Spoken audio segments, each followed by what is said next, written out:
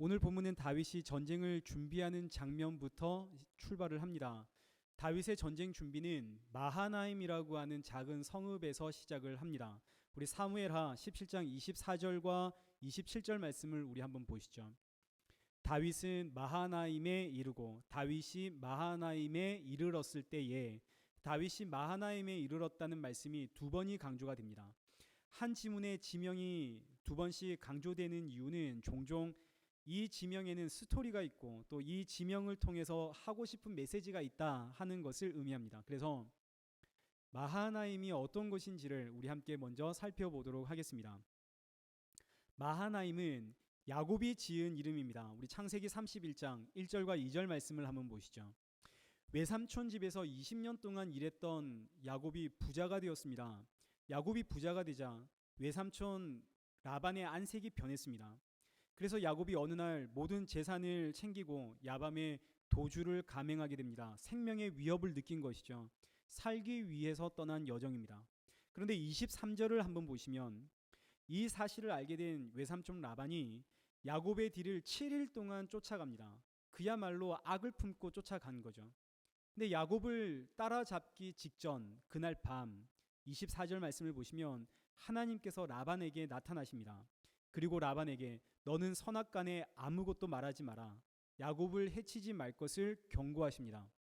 그래서 라반은 야곱을 해치러 찾아갔다가 55절 말씀을 보시면 야곱을 축복하고 떠나게 됩니다. 야곱을 해치려고 찾아왔다가 야곱을 축복하고 떠나는 라반, 누구 때문에 이런 일이 일어났나요? 하나님 때문이죠. 야곱은 알지 못했지만 하나님은 야곱의 뒤를 계속 봐주고 계셨습니다. 이 사건 후에 하나님은 야곱에게 말씀하고 싶었습니다. 내가 지금 너와 함께하고 있단다. 내가 지금 너의 뒤를 받쳐주고 있단다. 내가 너를 보호하고 있단다. 그러니 아무 걱정하지 말거라. 그래서 그동안 뒤에서 은밀하게 뒤따라오시던 하나님이 내가 지금 너를 지키고 내가 지금 너를 보호하고 있다는 것, 이것을 야곱에게 보여주시려고 나타나십니다. 이것이 그 다음 장인 창세기 32장 1절의 말씀입니다. 야곱이 길을 가다가 우연히 하나님의 사자를 만난 것이 아니라 하나님의 사자가 길을 가는 야곱을 만나 주었죠. 그러자 야곱이 이 땅의 이름을 마하나임이라고 짓습니다. 마하나임, 하나님의 군대라는 뜻입니다. 나는 지금 나 혼자 내 가족과 함께 이 길을 가는 줄 알았는데 알고 보니 하나님의 군대가 나를 호위하고 있구나. 하나님의 군대가 나를 에워싸 나를 보호하고 있구나. 이 고백입니다. 마하나임, 하나님의 군대가 나를 보호하시는구나. 그러나 이때까지 이 야곱의 이 고백은 입술의 고백이지 마음의 고백은 아니었습니다. 그래서 마하나임, 하나님의 군대가 지금 나를 호위하고 보호하고 있어. 지금 이곳에서 야곱이 잠시 머물러 있을 때에 야곱의 형 에서가 400명의 사람들을 이끌고 야곱을 찾아온다는 소식을 야곱이 전해 듣게 됩니다. 그러자 야곱이 너무 두려워서 자신의 재산을 네 대로 나누어서 자신은 가장 뒤에 남습니다. 형 에서가 400명의 사람들과 앞에서부터 사람들을 치기 시작하면 자신은 맨 뒤에 있다가 도망가겠다, 이런 계산을 한 거죠. 마하나임, 하나님의 군대가 나를 호위하고 있는 이 땅, 이곳에서 내가 지금 하나님의 군대가 나를 보호하고 있어 고백했음에도 불구하고 야곱은 여전히 도망갈 계산부터 하고 있습니다. 하나님을 믿지 못하는 것이죠. 하나님이 나를 보호하시는구나. 하지만 이 현실적인 문제를 하나님께서 어떻게 해결해 주시나? 하나님이 해결해 주실 것이라고는 생각하지 못하는 야곱. 그래서 도망갈 준비를 합니다. 그런데 그날 밤 야곱이 홀로 가장 뒤에 남아 있을 때 하나님께서 야곱에게 나타나시죠. 그리고 야곱을 붙잡고 씨름을 하십니다. 야곱과 씨름을 하다가 하나님께서 야곱의 허벅지 관절을 때리십니다. 왜 하나님께서 야곱의 허벅지 관절을 치실까요? 우리 25절 한번 보시죠. 하나님이 야곱과 씨름했는데 하나님이 야곱을 이기지 못했기 때문에 야곱의 허벅지 관절을 때리셨습니다. 하나님이 야곱을 이기지 못함, 이거 무슨 뜻일까요? 야곱이 계속 도망갈 생각만 하고 있더라, 이런 뜻입니다. 마하나임, 하나님의 군대가 지금 너를 에워싸 보호하고 있는데, 그런데 야곱은 계속 도망갈 생각만 하고 있기에 그 생각을 꺾을 수가 없어서 하나님께서 야곱의 허벅지 관절을 때리셨습니다. 도망가지 말라고요. 도망가지 말고 지금 네가 누구와 함께하고 있는지를 보아라. 그러고 하나님께서 야곱의 허벅지 관절을 치셨습니다. 쩔뚝거리는 야곱은 이제 도망갈래야 도망갈 수가 없습니다. 어떻게 도망갈 수 있겠습니까? 그래서 쩔뚝거리는 야곱은 도망가지 못하고 이제 꼼짝없이 하나님께서 하시는 일을 보게 됩니다. 하나님을 의지할 수밖에 없죠. 어쩔 수 없이 하나님이 하시는 그 일을 보게 됩니다. 그리고 야곱이 깨닫게 되죠. 내가 지금 누구와 함께하고 있는지 깨닫게 됩니다. 이제 야곱의 마하나임은 단순히 입술의 고백이 아니라 신앙의 고백이 됩니다. 그래서 하나님께서 야곱의 허벅지 관절을 치신 것은 야곱 일생일대의 최고의 복입니다. 하나님의 군대가 나를 호위하고 나를 보호하시는구나.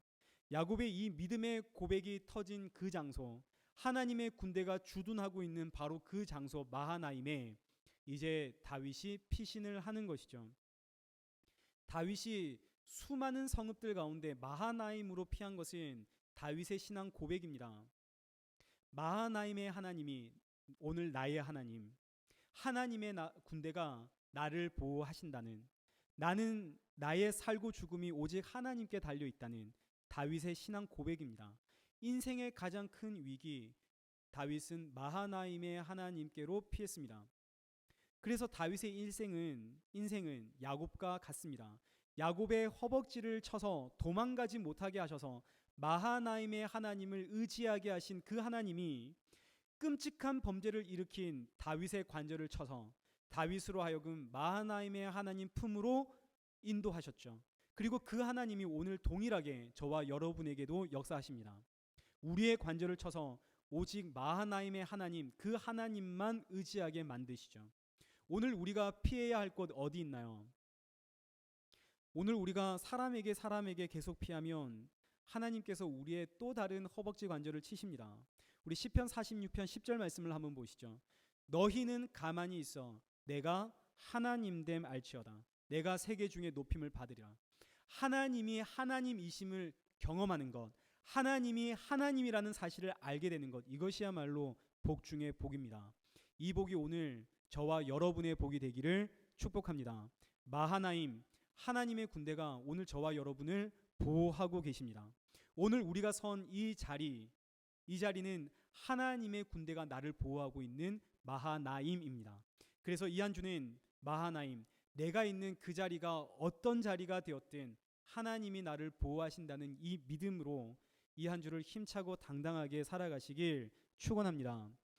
이제 다윗이 하나님을 의지하고 하나님께 모든 것을 맡기겠다고 고백하면서 찾아간 이 마하나임, 이곳에서 다윗이 군대를 조직을 합니다. 우리 18장 1절부터 한번 보시죠. 다윗이 함께하고 있는 이 백성들에게 찾아가서 천부장과 백부장을 세우게 됩니다. 함께한 백성들에게 찾아갔다. 이 백성들은 마하나임 성읍에 살고 있는 백성들이겠죠. 그들에게 찾아가서 그들 안에서 천부장도 세우고 백부장도 세웁니다. 천부장과 백부장을 세울 정도라면 지금 다윗의 군대는 정규군이 아니라는 것 우리 알 수 있죠. 임시로 조직한 그런 군대입니다. 군대의 조직이 없는데 지금 새롭게 군대의 조직을 편성하고 있습니다. 새롭게 편성한 이 군대를 3대로 나누었습니다. 한 대는 요압에게 주었고, 한 대는 아비새에게 주었고, 한 대는 이때에게 주었습니다. 다윗이 지금 하나님께 모든 것 맡기고 의지하겠다고 고백을 했는데 다윗은 지금 전쟁을 준비하고 있군요. 이것 혹시 하나님을 믿지 못하는 불신 아닌가요? 우리 5절 말씀을 한번 보시죠. 5절 말씀을 보시면 다윗이 전쟁터에 나가는 사람들에게 젊은 압살롬을 너그러이 대우해라 라고 부탁을 하게 됩니다. 다윗은 이미 전쟁에 승리할 것 알았습니다. 마하나임의 하나님이 나를 지키시고 나를 보호하신다는 이 믿음과 신앙, 절대로 진리가 없다는 것, 이 다윗의 믿음이죠. 하나님이 하십니다. 하나님이 이기게 하십니다. 그런데 그럼에도 불구하고 다윗은 지금 전쟁을 준비하고 있군요. 이것 하나님을 향한 불신 아닌가요? 하나님이 모든 것 다 하신다고 했는데, 그렇게 믿고 있는데 왜 다윗은 전쟁 준비를 하고 있을까요? 이것은 모순된 것이 아니라 하나님을 믿고 하나님을 신뢰하기에, 하나님이 모든 것을 다 하시기에 하나님을 위해서 지금 이 상황 가운데 내가 할 수 있는 모든 최선의 노력을 다하는 것, 이것이 우리의 신앙입니다. 오히려 하나님이 모든 것을 다 하시니까 아무것도 안 해도 되겠지, 이것은 불신앙이죠. 간혹 청년들과 대화를 할 때면 하나님을 믿는 것, 내가 지금 구원을 받았다는 것, 이것을 운명론으로 치부할 때가 있습니다. 내가 구원받을 사람이라면 결국 구원받을 것 아닌가? 그럼 지금 내가 이 땅에서 살아가고 있는 이유는 뭘까? 결국 하나님이 하고 싶은 대로, 하나님이 원하시는 대로, 하나님의 뜻대로 모든 것이 다 이루어지면 내가 살아가는 의미가 없는 것 아닌가? 하나님이 다 하시면 그야말로 나는 아무것도 안 해도 되겠네. 아파도 병원 안 가도 되겠네. 이런 논리 펼 때가 종종 있습니다. 그러면 아무리 배고파도 밥 안 먹어도 되겠군요. 하나님이 하시니까요. 이건 신앙이 아니라 하나님께 모든 책임을 뒤집어 씌우는 불경건, 불신앙입니다. 성경은 이것을 게으름이라고 표현하고 있습니다. 뻔뻔한 게으름이죠. 데살로니가 전설 후서를 한번 보시죠. 데살로니가에 이렇게 생각한 사람들이 있었습니다. 데살로니가 후서 3장 10절 말씀을 보시면 당시 성도들 가운데 일부가 하나님이 하시니 우리는 아무것도 할 것이 없다라고 생각을 했습니다.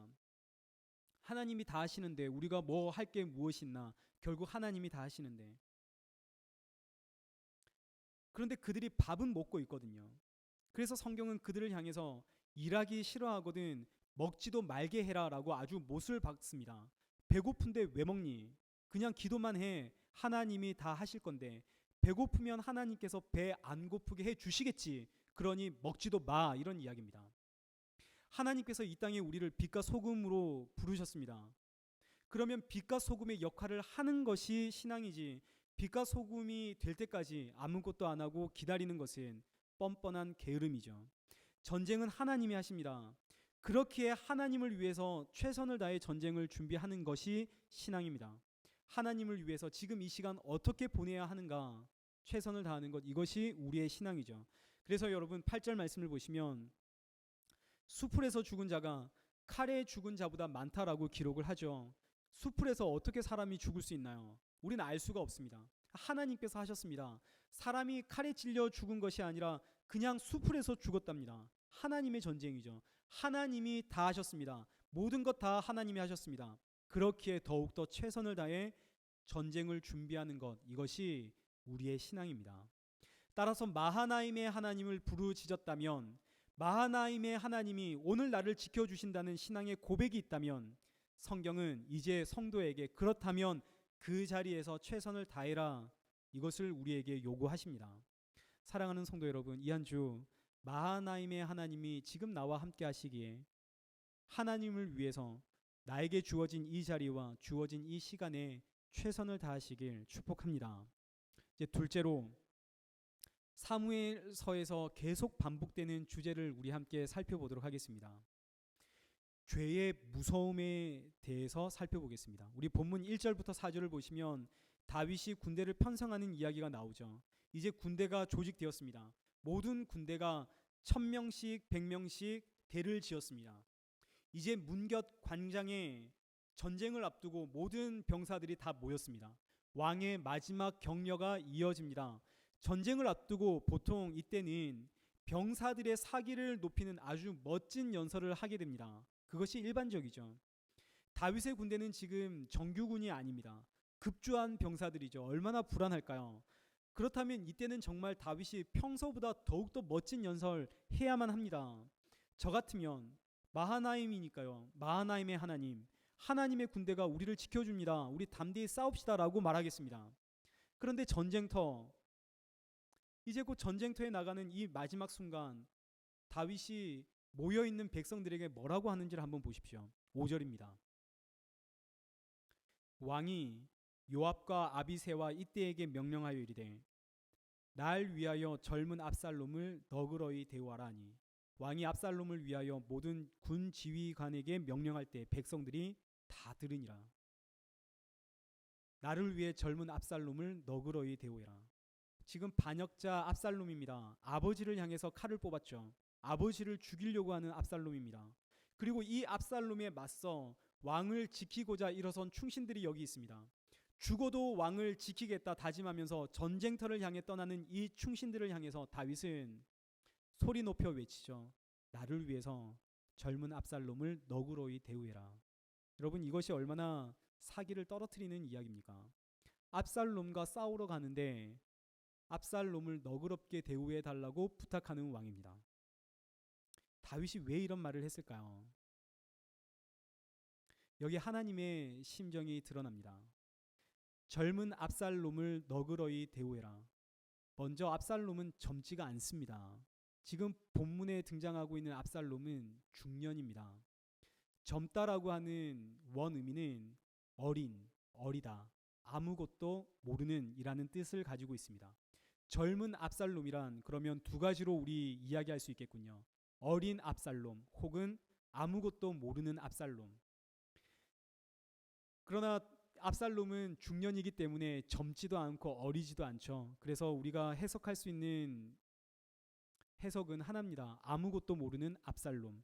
젊은 압살롬이라는 뜻은 아무것도 모르는 압살롬이라는 뜻입니다. 압살롬이 대체 무엇을 모를까요? 그리고 다윗은 무엇을 알기에 압살롬을 향해서 아무것도 모르는 압살롬을 너그럽게 대우해 달라고 이야기를 할까요? 그것은 이 전쟁이 일어난 원인을 의미합니다. 지금 이 전쟁은 다윗의 죄로 인해 일어난 전쟁입니다. 압살롬이 반역을 일으켰습니다. 압살롬이 아버지의 아내를 다 취했습니다. 압살롬이 이제 아버지를 죽이려고 합니다. 그런데 이 모든 전쟁의 원인은 압살롬이 아니라 다윗의 죄 때문이죠. 압살롬은 그 사실을 모르고 있습니다. 그래서 다윗은 압살롬을 향해 아무것도 모르는 압살롬이라고 표현을 합니다. 아무것도 모르는 압살롬아, 너가 이렇게 반역을 일으킨 이유도 바로 나의 죄 때문이란다. 다윗의 고백입니다. 나는 알지만 너는 모르지 않니? 죄 때문이라는 것을. 그래서 다윗이 용사들에게 아무것도 모르는 압살롬을 너그럽게 대해달라고 부탁합니다. 이 모든 것이 나의 죄 때문이라는 고백입니다. 그러면 압살롬은 그저 다윗의 죄로 인한 희생자인가요? 하나님께서 다윗의 죄를 벌하시려고 아무 잘못 없는, 아무 죄 없는 압살롬을 아버지를 죽이는 희대의 살인자로 만드신 건가요? 다윗을 심판하는 도구로 압살롬이 사용된 것뿐인가요? 그렇다면 우리가 믿는 이 하나님은 너무 잔인한 하나님이시군요. 우리가 믿는 하나님은 너무 불공평한 하나님이시군요. 근데 여러분, 그렇지가 않습니다. 이 전쟁은 죄 때문에 일어난 전쟁입니다. 다윗의 입장에서는 다윗의 끔찍한 범죄로 인해 일어난 전쟁입니다. 그러나 압살롬의 입장에서는 아버지를 죽이고 왕이 되고자 한 압살롬의 끔찍한 욕망 때문에 일어난 전쟁입니다. 압살롬은 다윗의 죄로 인한 희생자가 아니라 압살롬은 아버지를 죽이려고 하는 자신의 죄로 인해 죽게 되는 죄의 희생자입니다. 다윗은 이 전쟁이 지금 죄로 인한 전쟁이라는 것을 압니다. 그러나 압살롬은 이 전쟁이 죄 때문에 일어난 전쟁이라는 것을 모릅니다. 자신의 욕망이 죄라는 것 모르고 있고, 이 욕망으로 아버지의 아내를 취한 것, 아버지를 죽이려고 한 것, 이것이 죄라는 것을 모른다는 뜻이죠. 그래서 다윗은 아무것도 모르는 압살롬, 아무것도 모르는 압살롬, 그를 너그럽게 대해달라고 이야기를 합니다. 다윗은 압살롬에게 이건 죄 때문이야 라고 알려주고 싶었습니다. 이것이 오늘 이 세상을 향한 하나님의 마음입니다. 하나님은 아시죠? 이 세상에 일어나고 있는 모든 문제가 다 죄 때문이라는 것 하나님은 아십니다. 그러나 이 세상을 살아가고 있는 사람들은 모릅니다. 이 모든 문제가 죄 때문이라는 것을 모르죠. 그래서 하나님께서 이 세상을 향해 외치십니다. 아무것도 모르는 내 백성들이라고요. 우리 9절을 한번 보시죠. 9절 말씀을 보시면 압살롬의 죽음이 기록되어 있습니다. 압살롬이 노새를 타고 도망가다가 큰 상수리 나무 번성한 가지 아래로 지나갈 때 압살롬의 머리가 그 상수리 나무에 걸렸습니다. 노새는 그대로 도망가고 압살롬은 머리가 가지에 걸려서 매달리게 됩니다. 제가 어릴 때에 주일학교에서는 압살롬의 머리카락이 걸렸다라고 가르쳐 주었습니다. 압살롬의 자랑거리인 이 무거운 머리카락, 아름다운 머리카락이 압살롬을 죽이게 했다. 그러니 우리는 우리가 가지고 있는 이 아름다움을 자랑해서는 안 된다. 이런 말씀 많이 들었습니다. 그러나 성경에 보시면 머리카락이 아니라 머리가 걸렸습니다. 원어에도 머리가 걸렸습니다.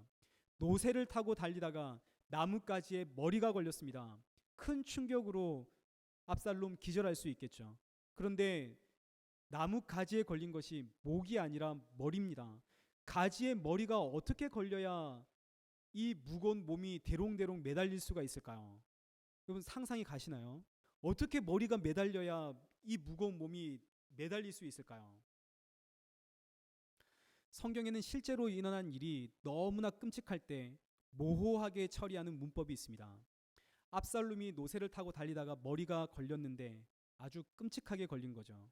그래서 14절 말씀을 우리 한번 보시면 요압이 이제 압살롬을 찾아가 죽이려고 하는데 성경은 그 압살롬을 향해서 아직 살아있는 압살롬이라고 표현합니다.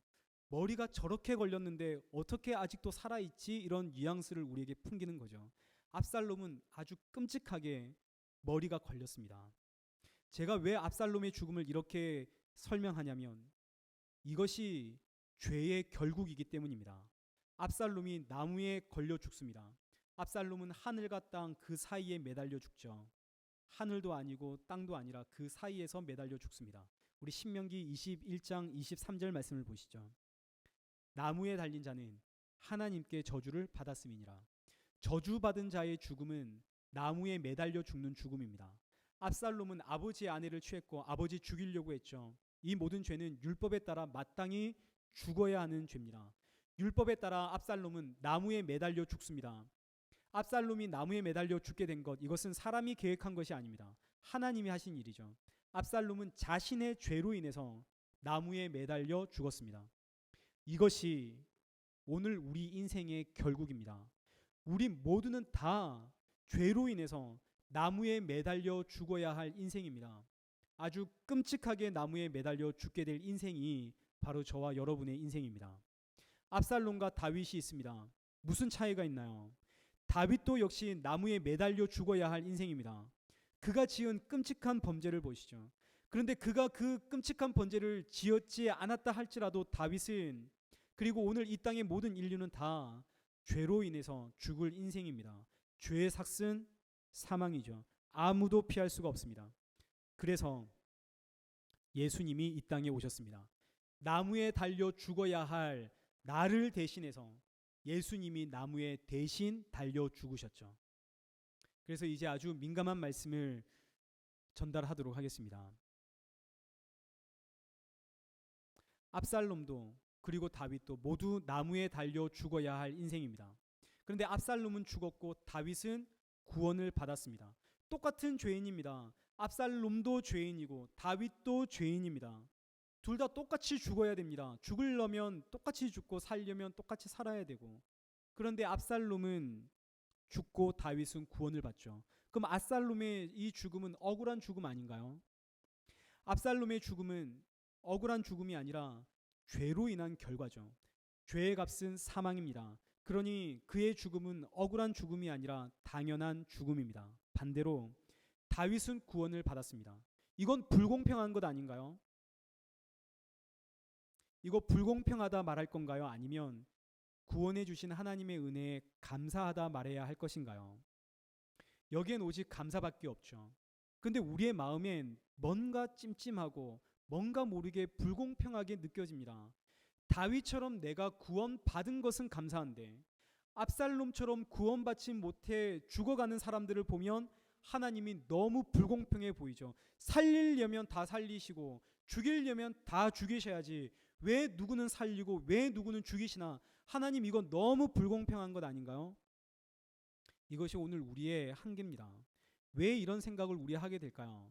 그 이유는 우리는 나를 먼저 생각하고 그 다음에 하나님을 생각하는 것에 너무나 익숙하기 때문입니다. 저 사람의 상황과 저 사람의 사정과 저 사람의 형편을 먼저 생각하고 그 다음에 하나님을 생각하니 그 사람의 사정과 형편에 따라 하나님 너무 불공평하게 보이는 거죠. 저 죽어가는 사람들을 보고 하나님을 바라보니 하나님 왜 저 사람 죽어가게 놔두나요? 하나님이 원망스럽고 하나님을 향한 불평이 나옵니다. 그러나 성도는 저 사람을 향한 배려하는 그 마음이 먼저 하나님께로 향해야 됩니다. 저 사람을 향해 긍휼히 여기고 저 사람을 불쌍히 여기는 그 마음을 먼저 하나님께 올려드려야 됩니다. 나를 먼저 생각하는 그 마음이 먼저 하나님께로 가야 합니다. 하나님의 생각, 하나님의 마음, 하나님의 형편을 보고 저 사람을 보고 하나님을 먼저 보고 나를 보면 그러면 완전히 우리의 생각이 달라지게 됩니다.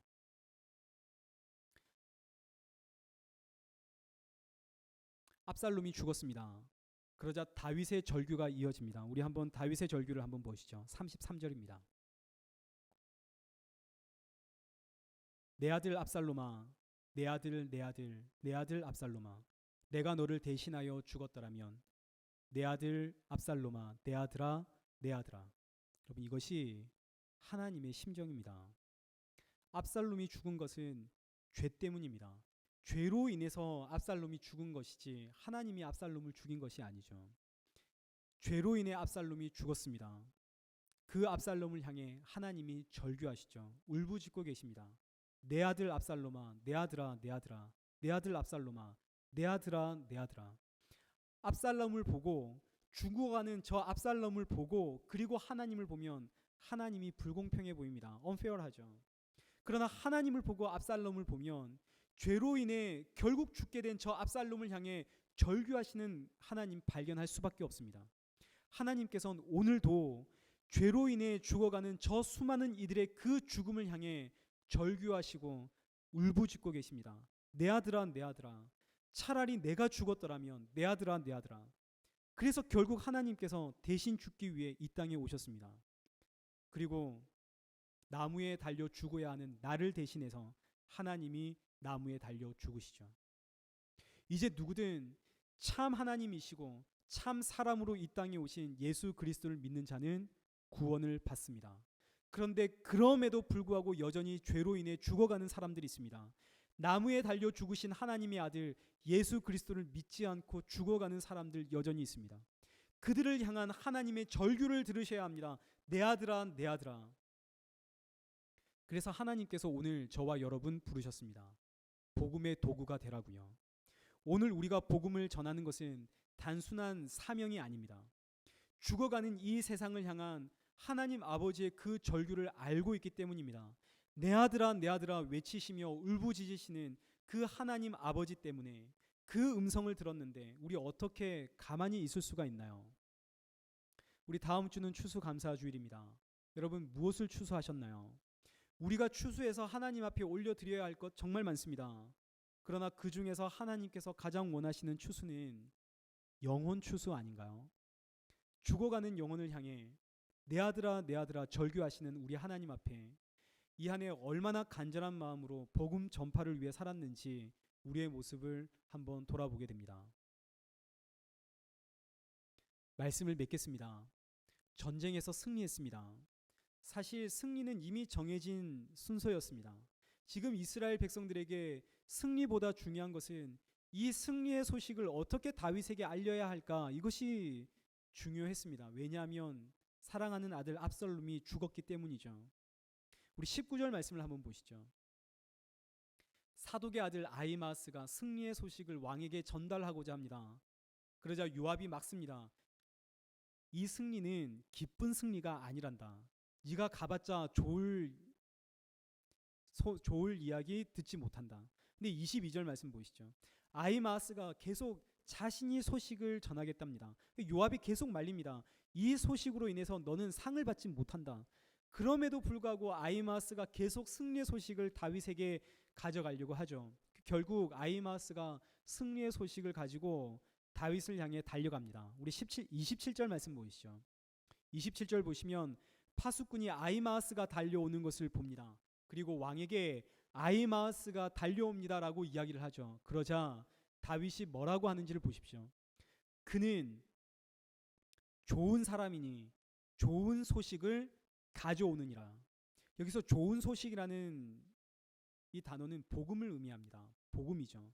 좋은 사람은 좋은 소식, 복음을 가져옵니다. 이것이 아히마아스가 달려오는 이야기의 핵심입니다. 좋은 사람은 좋은 소식을 가져옵니다. 좋은 사람은 좋은 소식, 복음을 가져옵니다. 나쁜 사람은 아무리 좋은 소식, 복음을 담아서 가져와도 그건 나쁜 소식이 될 수밖에 없습니다. 과거 사울 왕이 죽었습니다. 사울 왕이 죽자 사울 왕이 죽었다는 소식을 다윗에게 알린 한 사람을 한번 보십시오. 그 사람은 나쁜 사람입니다. 사울 왕이 죽은 소식은 기쁜 소식이죠. 그러나 다윗은 그 소식 기뻐하지 않았습니다. 나쁜 사람이 가져온 소식이기 때문이죠. 그 사람은 결국 그 소식으로 인해서 죽습니다. 과거 사울 왕의 아들 이스보셋이 죽었다는 소식을 가져온 사람들이 있습니다. 레갑과 바하나. 그러나 그들은 나쁜 사람들입니다. 나쁜 사람들, 좋은 소식 가져왔지만 다윗은 그들의 소식을 기뻐하지 않습니다. 그들 역시 결국 죽게 되죠. 근데 지금은 좋은 사람이 달려옵니다. 좋은 사람이 좋은 소식 가지고 달려옵니다. 다윗은 그는 좋은 사람이니 좋은 소식을 가져온다고 아주 확신하며 마음을 활짝 열고 받아들이고 있습니다. 앞서 우리는 죄로 인해 죽어가는 이 세상을 향한 하나님의 울부짖음 보았습니다. 하나님이 너무 아파하십니다. 내 아들아, 내 아들아. 하나님의 이 아파하심에 하나님의 아들 예수님이 이 땅에 오셨고, 예수님께서는 나무에 달리기 직전 그리고 부활하신 후 하나님의 자녀가 된 성도들에게 땅끝까지 복음 전해라 명령하셨습니다. 하나님의 그 아파하심에 이제 성도는 복음을 전하는 전도자가 되었습니다. 그런데 이제 성경은 복음 전하는 전도자에게 가장 중요한 덕목을 우리에게 가르쳐 주십니다. 좋은 사람은 좋은 소식을 가져온다는 덕목입니다. 좋은 사람은 좋은 소식을 가져옵니다. 따라서 복음을 전하는 전도자는 복음을 전하기 앞서 먼저 나는 내 가족과 내 이웃에게 좋은 사람인지를 먼저 점검해야만 합니다. 복음이라는 좋은 소식을 담고 있는 나의 외모와 성품과 인격과 나의 말과 나의 행동이 좋은 모습이질 못하면 아무리 좋은 소식을 담고 있어도, 그래서 이 좋은 소식을 아무리 전달하려고 해도 받는 사람에겐 그 소식은 좋은 소식이 될 수가 없기 때문입니다. 오늘 우리는 어떤 사람인가요? 오늘 우리는 좋은 사람인가요?